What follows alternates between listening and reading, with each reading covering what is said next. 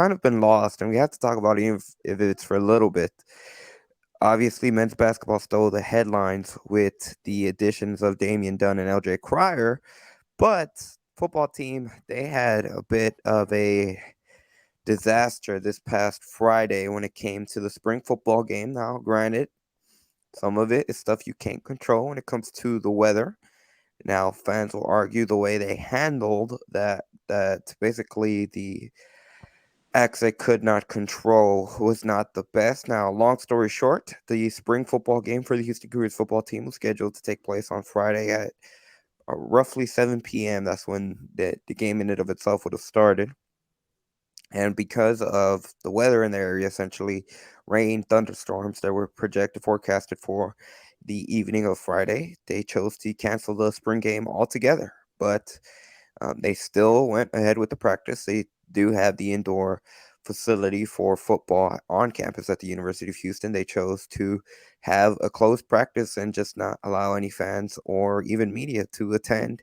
And they went about it that way. Now, I believe that their spring sessions are closing. I don't know if they officially close on Monday or they might have a few practices left. But the final spring availability for Houston Cougars football will culminate with a 12 p.m. session with head coach Dana Holgerson, and that's pretty much it. They will not reschedule a spring football game. They will not have any other events until I'm guessing closer to the season, and that left a bad taste in the mouth in a lot of Houston Cougar fans and supporters that they won't even get a chance to see the current iteration of the team in the spring.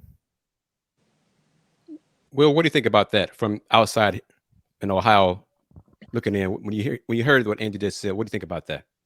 All I will say is Ohio State has had spring games in the rain. In the rain? What? Will? What? In the rain? In the In rain. the in the elements? And the weather. How about that? You can do that? Yeah. That's Yeah. that's mm. Now, and it was forecasted.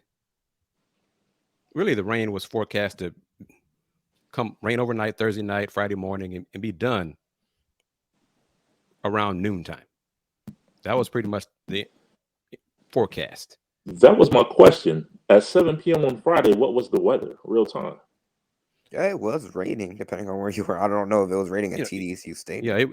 it was gloomy. It wasn't thunderstorms, anything that was projected. The thunderstorms were forecasted to be done basically by Friday morning and at the latest lunchtime.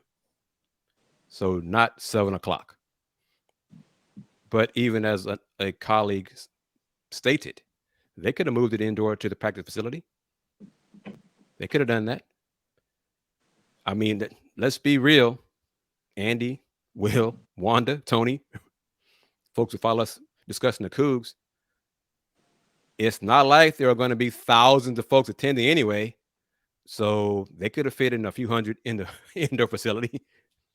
And I heard there's precedent for this because I heard there was a spring game at West Virginia a few years back that was canceled.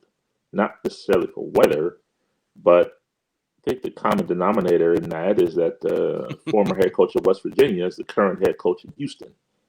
Hmm. So there's precedent for spring games being canceled at the last minute. I'll just leave that there. Andy, care to comment on that? No comment to this point. I'd be curious to hear what they say tomorrow. Like I said, that's going to be the final spring availability of for Houston. But I think the biggest and obvious, like I said at the beginning when I mentioned it, there was a lot of disappointment with Houston fans, and in particular, again, so Houston made one post, kind of basically promoting uh, upcoming season tickets for the 2023 season, and of course, their biggest marketing tool to get people to buy season tickets is it's the first inaugural year in the Big 12. Now, the biggest reason why there's a lot of disappointment with how things turned out with the spring game is because it was an opportunity. It was the first opportunity.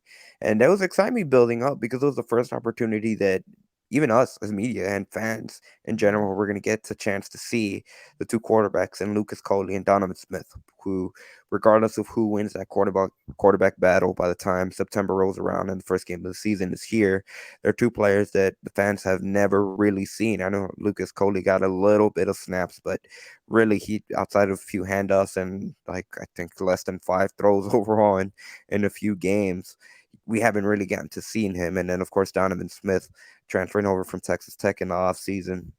That's really what a lot of the excitement was.